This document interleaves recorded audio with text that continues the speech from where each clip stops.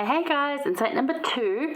Now in the first one we talked about how about Babylon, so go have a look at that one if you want to know more about how that applies to our day. But I also mentioned how Isaiah prophesies, and I did this last week too, where he gives, this is the problem, here's the consequence, here's the solution. Now these verses specifically target the absence of the solution. And it's just, it's a really cool way. It's like a privilege that you're taking away and denying in your life. So 24 verses 5 to 6. So let's read it first and then we'll discuss. That's my massive Bible. Let's have a look. It says, the earth also is defiled under the inhabitants thereof, because they have transgressed the laws, changed the ordinance, broken the everlasting covenant. Therefore hath the curse devoured the earth, and they that dwell therein are desolate. Therefore the inhabitants of the earth are burned, and few men left.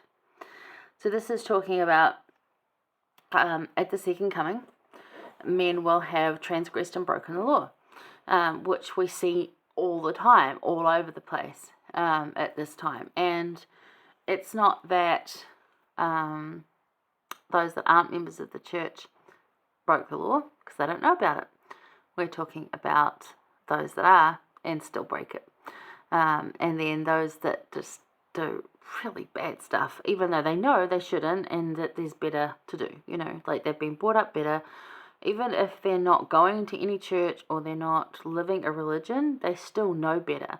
They have been brought up with morals and values, and they ignore them and take the solution out of their lives. Now the solution, remember, is always going to be found in Christ. So whatever's going on, the solution is always found in Christ. So by doing this, the question we've got for you, have you removed the privilege of God from your lives?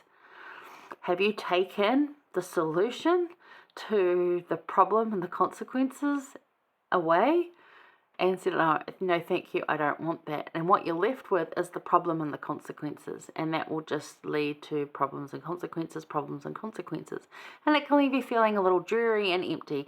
Now, this might not be a huge disaster for someone, but it can just leave you sort of wanting something else, like you're just missing something. And you can still be very successful and do really, really well. I was talking to my nephew about this, and we were saying, some people buy these $10,000 watches. Some people have like 5 or 6 of them. And he's like, I don't get that, because it's the same, as my watch, which was like $1, tells the same time. And it's true, it does. Now, some people might need a more expensive watch for a few different things they have on it, but you don't need all of that stuff. And it's those things, it goes back to last week, where people replace meaningful things in their lives, and because of their lack of self-worth, they bring in all this stuff. And that's one of those things, they bring in all the stuff. So again, remember, Isaiah prophesies in a pattern of issue, consequence, solution. And by taking Christ out of your story, you're removing the solution.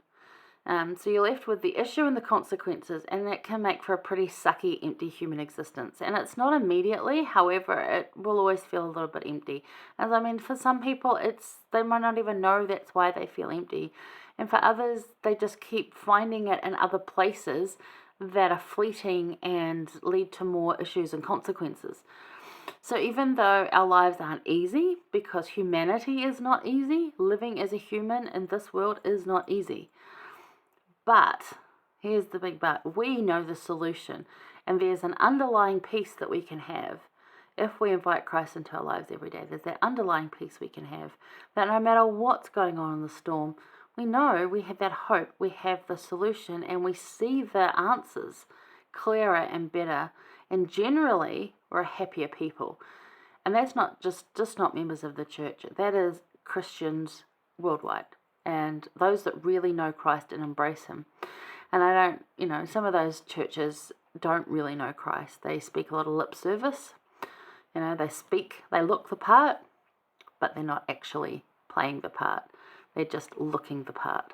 And I've met a few of them.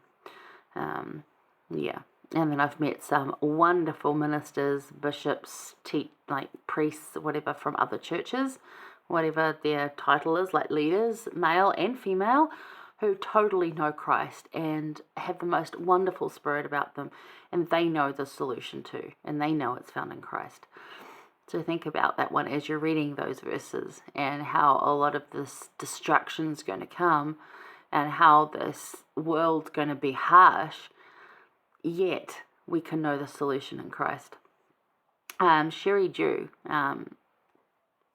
great writer, friend of Sister Nelson, wonderful, wonderful woman. She said in one of her books, I think this comes from one of her books, says, every divine gift and every spiritual privilege that gives us access to the power of heaven comes from Christ, or through Christ, or because of Christ. And she's right, it does. It's either from Christ, through Christ, or because of Christ that we have every divine gift and spiritual privilege. So, have you removed the privilege of this from your lives by removing the solution? Think about that one as you read this week. Yeah, so that's that one. It's kind of short, but good in a way.